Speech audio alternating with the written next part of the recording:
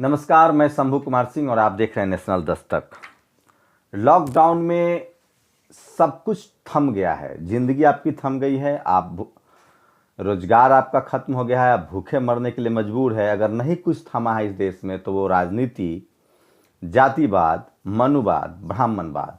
और क्यों नहीं थमा है इसके पास मेरे पुख्ता सबूत है। मैं भक्तों की तरह बात नहीं करता, बेलॉजिकल बात नहीं करता हूँ। मैं इस देश में जब से हिंदू मुस्लिम चला पिछले 6 साल से मीडिया डिबेट देखिए तो सिर्फ हिंदू मुस्लिम हिंदू मुस्लिम हिंदू मुस्लिम है।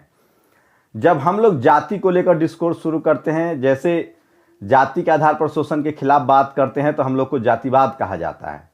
उस पर ही बात करूंगा, हिंदू मुस्लिम पर बात करूंगा और आज देश किस मुहाने पर खड़ा है उस पर ही बात करूंगा। लेकिन सबसे पहले कोरोना अपडेट। तो कोरोना जो है वो अपना रौद्र रूप दिखाता जा रहा है। टोटल दुनिया भर में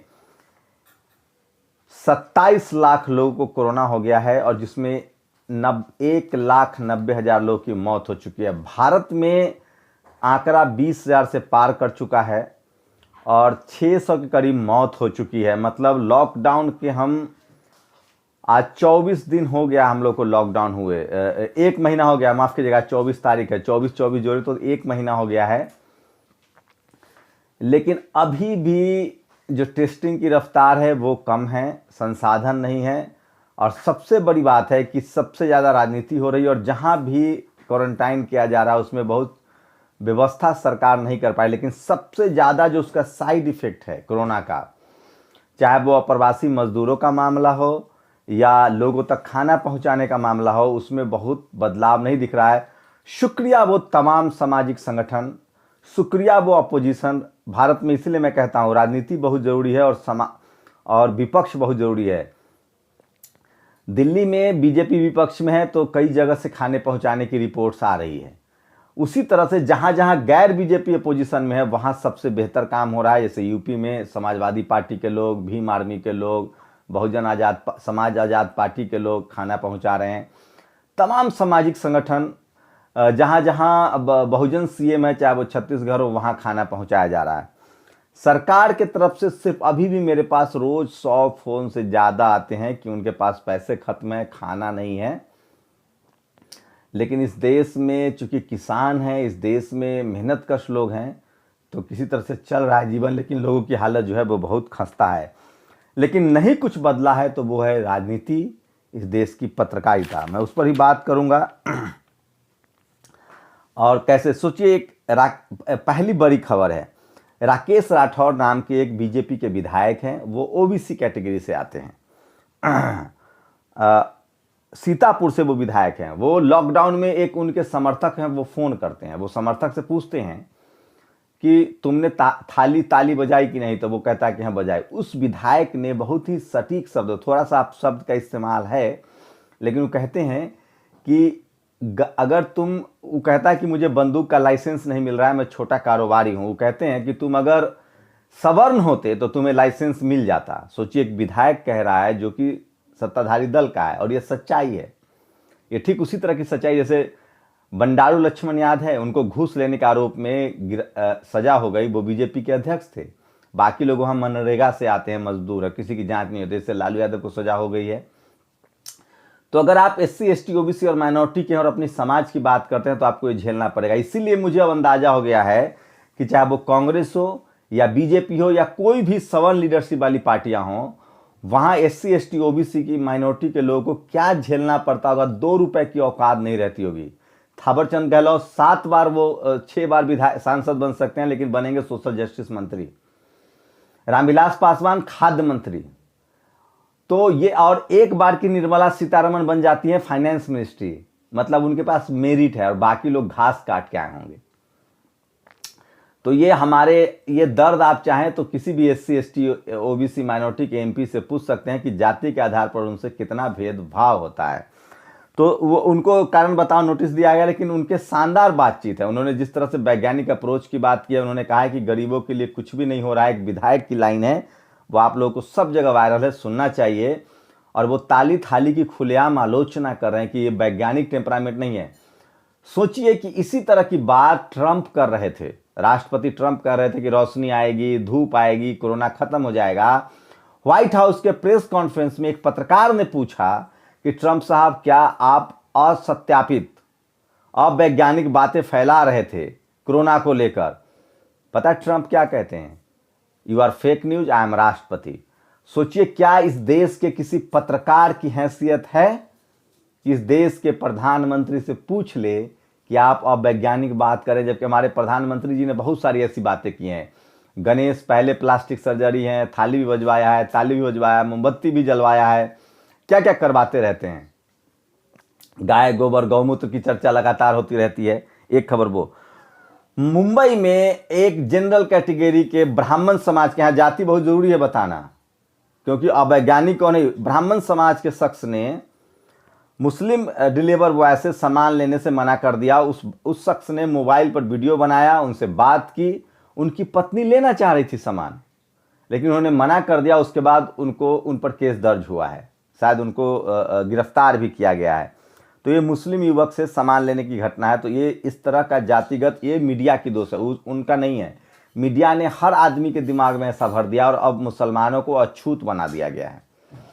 और जिस तरह से बीजेपी के एक सांसद ने ट्वीट किया, इससे ऐसा हो रहा है कि अरब के देशों में महिलाओं के विरुद्ध, जिस तरह से उन्होंने अरब महिलाओं के खिलाफ ट्वीट किया है, अरब के देशों में हजारों लाखों भारतीयों की नौकरी जाएगी। जिस तरह से वो लोग स्क्रूटनाइज कर रहे हैं, स्क्रूटनी कर रहे हैं, तो ये एक बहुत खतरनाक संकेत है, वो मैं आपको बता रहा था। और ये तो साफ है कि किस तरह से अब आता हूँ पालघर वाले हिंसा पर। आप सोचिए कि किस तरह से पालघर के हिंसा को लेकर, चूंकि आदिवासी समाज का वो गांव था और उन्होंने गलती की है, और उसमें से 90% लोग जो है वो बीजेपी के मेंबर हैं, बूथ कमेटी के मेंबर हैं। किस तरह से इस देश में खासकर आरएसएस ने छोटे छोटे गांवों में धार्मिक कर्मकांड के नाम पर लोगों को बरगलाया है। और सोचिए, जब तक आप पढ़ेंगे लिखेंगे नहीं, एमफिल पीएचडी नहीं करते हैं, तब तक आप धार्मिक कर्मकांड में फंसे रहते हैं। आदिवासी समाज, जो एससी एसटी ओबीसी और माइनॉरिटी, कॉन्स्टिट्यूशनल टर्म्स है, इनके लोगों को किस तरह से अशिक्षित रखा गया है, कर्मकांड में फंसाया गया है। और संजोग से चूंकि अगर यही आदिवासी मुसलमान का लिंच कर दिए रहते तो इनको मेडल मिलता, इनके गांव को नंबर 1 घोषित किया जाता और पूरे देश में इसको महिमा मंडित किया जाता कि देखिए आदिवासी भाइयों ने हिंदुत्व को बचा लिया, सनातन को बचा लिया। सोचिए, मैं साधु संतों का बयान देख रहा हूं, मेरे पास चूंकि एडिटिंग मशीन नहीं है, इसलिए मेरी ये सारे वीडियोज आते हैं मेरे पास, मैं लगा नहीं पा रहा हूं। लेकिन और इस तरह की चीज़ें यूट्यूब पर लगाना भी नहीं चाहिए, क्योंकि हिंसा भड़कती है। वो कह रहे हैं या तो इनको गोली से छलनी कर दो, लाइन लगा के, नो कोर्ट नो कचहरी, हम लोग लॉकडाउन के बाद घेराव करेंगे, धमकी दे रहे हैं सरकार को। सोचिए, इसी तरह का अगर इनिशिएटिव इस देश के बहुजनों ने लिया होता, जब मुसलमानों को, दलितों को, पिछड़ों को लिंच किया जाता, तो कितना अच्छा होता। साधु समाज के नाम पर किस तरह की अराजकता फैलाने की कोशिश है और खुलेआम धमकियां दी जा रही है कि हम मार देंगे, काट देंगे, जबकि ये सब बीजेपी के प्राथमिक मेंबर हैं। तो किस तरह से एससी एसटी ओबीसी माइनॉरिटी को वोट के लिए धार्मिक कर्मकांड में धकेल दिया गया है, उसकी आप कल्पना नहीं कर सकते हैं। सोचिए, आज 10:30 बजे अर्नब गोस्वामी को लेकर सुनवाई होनी है। जिस सुप्रीम कोर्ट में पिटीशन डाला गया कि भैया अप्रवासी मजदूरों पर सुनवाई कर लीजिए, उनको घर पहुंचाया जाए, उस याचिका को नहीं सुना गया। सीए एनआरसी जैसे तमाम याचिकाएं डाली गई, उसके लिए टाइम नहीं हुआ। लेकिन कल अर्नब गोस्वामी को लेकर 8 बजे याचिका दायर की जाती है और एक दिन बाद आज सुनवाई होगी। उसी सुप्रीम कोर्ट के 5 जजों की बेंच ने 100% जो आरक्षण था आदिवासियों को, उसको खत्म कर दिया। तो सुप्रीम कोर्ट किस तरह से फैसले कर रही है वो आप देखिए। एक सुप्रीम कोर्ट के वकील है भानु प्रताप सिंह, उन्होंने शानदार वीडियो बनाया, मैंने वो आपको वीडियो लगा दिया है। तो और लॉकडाउन के लिए बड़ी खबर है कि कांग्रेस की कार्य समिति की बैठक में लगभग 4 राज्यों में उनके जो सीएम, उन्होंने कहा कि हमें 3 मई के बाद हम लॉकडाउन को आगे नहीं बढ़ा सकते हैं, एग्जिट प्लान बनाना चाहिए केंद्र सरकार को। तो लॉकडाउन से कुछ होता नहीं दिख रहा है, मरीजों के लॉकडाउन सॉल्यूशन है, लेकिन सरकार वो इनिशिएटिव नहीं ले रही। तो लॉकडाउन के लिए एग्जिट के प्लान बनाए, लेकिन मुझे लगता है कि क्या होगा नहीं होगा अभी कुछ तय नहीं है। लेकिन अप्रवासी मजदूरों को कम से कम घर पहुंचाया जाए, जिनके पास खाना नहीं उनके पास खाना पहुंचाया जाए। लॉकडाउन अब बढ़ाइए, क्या कीजिए आप देखिए, लेकिन जो गरीब हैं, मजदूर हैं, भूख से लोग मरने को मजबूर हैं, उनको बचाना बहुत जरूरी है। दूसरा सोशल मीडिया पर आऊंगा, उससे पहले मैं आप लोगों से गुजारिश कर रहा हूं, अगर आप लोग बाबा साहब को जानना चाहते हैं, पढ़ना चाहते हैं, समझना चाहते हैं, तो रतन लाल की क्लास यूट्यूब शुरू किया है। हिंदू कॉलेज के इतिहासविद हैं, प्रोफेसर हैं, बहुजन आंदोलनकारी हैं, पढ़ते लिखते हैं। रतन लाल की क्लास ये यूट्यूब शुरू किया उन्होंने, उस पर जाइए। डॉक्टर सोनू भारद्वाज ने अपना यूट्यूब शुरू किया, उस पर जा सकते हैं और इन तमाम लोगों के वीडियोज को देखिए। और इससे होगा कि अम्बेडकरिज्म मजबूत होगा। वो बहुत पढ़ते लिखते हैं, किताबें लिखते हैं और आपको डॉक्टर अम्बेडकर के आंदोलन, राजनीतिक आंदोलन, सामाजिक आंदोलन के बारे में सटीक जानकारी मिलेगी। तो आप वहाँ भी जा सकते हैं।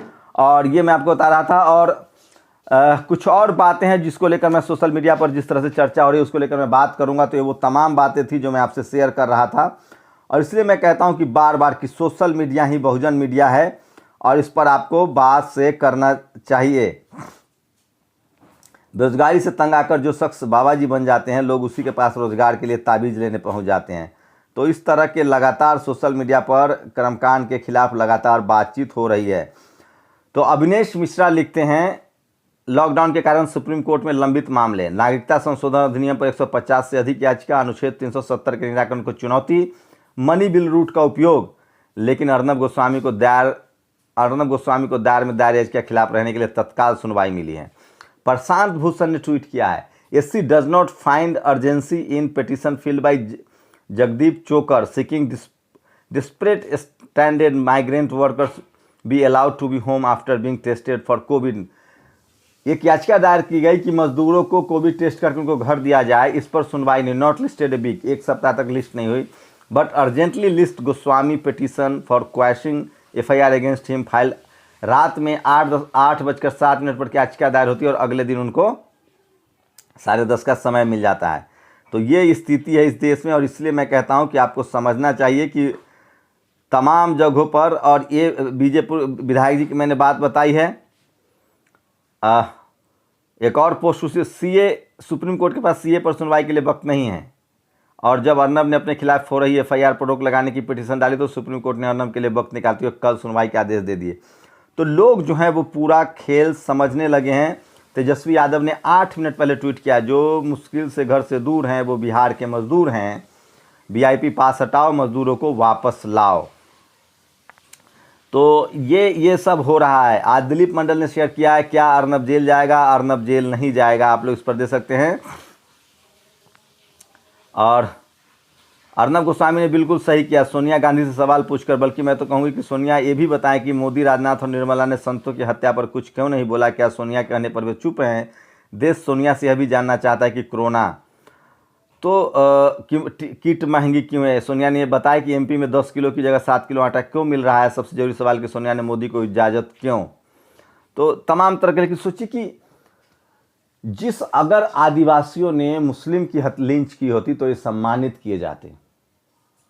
पूरा लिस्ट जारी कर दिया है महाराष्ट्र सरकार ने कि कौन लोग लिंचर हैं, वो कौन है, उसमें एक भी मुसलमान नहीं है।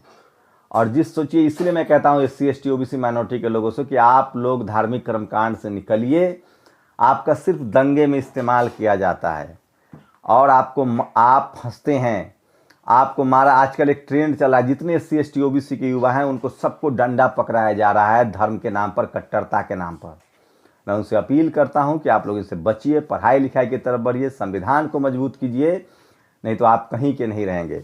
सोचिए, इसी देश में लिंचर्स के स्वागत किए गए, माला पहनाए गए, NTPC में नौकरियां दी गई। बस ये था, अगर मरने वाला मुसलमान हो, मरने वाला दलित हो, मरने वाला पिछड़ा हो, मरने वाला आदिवासी हो तो कोई दिक्कत नहीं है। लेकिन जब मरने वाला पोंगापंथ हो, सनातन हो, तब और लोग कह रहे हैं कि ऐसे ऐसे साधुओं के बयान आ रहे, कह रहे हैं हम कानून उनको नहीं मानते हैं, उनको सीधा गोली मार दिया जाए, उनको लाइन में खड़ा करे। काश ये हर लिंचर के साथ होना चाहिए, तब आपकी जवान नहीं खुलते। मैं कह रहा हूँ लिंच किसी का भी हो वो अपराध है और उसको भी पकड़ा जाना चाहिए जो इस तरह की भयावहता फैला रहा है, धार्मिक कर्मकांड फैला रहा है। फिलहाल जो भी मंदिर में पुजारी है उनकी रोजी रोटी की समस्या आ गई है। आप लोग चाहें तो उनकी मदद कर सकते हैं क्योंकि मंदिर के दरवाजे बंद है, उनके पास खाने के लिए देश भर से इस तरह की खबरें आ रही हैं। किसी मौलाना ने अब तक इस बात का ऐलान नहीं किया है कि वो उनको खाना नहीं मिल रहा है। तो हमारी नैतिक जिम्मेदारी है कि जो भी उनका भी पेशा है हमें मदद करनी चाहिए। जो हमारे आसपास मंदिरों में पुजारी हैं जिनको खाना नहीं मिल रहा है, वैसे धन वर्षा यंत्र का भी इस्तेमाल किया जा सकता है, लेकिन हमारी इंसानियत के नाते सबका अपना काम है, रोजगार है, उनकी मदद करनी चाहिए। आप लोग की क्या अपनी प्रतिक्रिया जरूर दीजिए। शुक्रिया।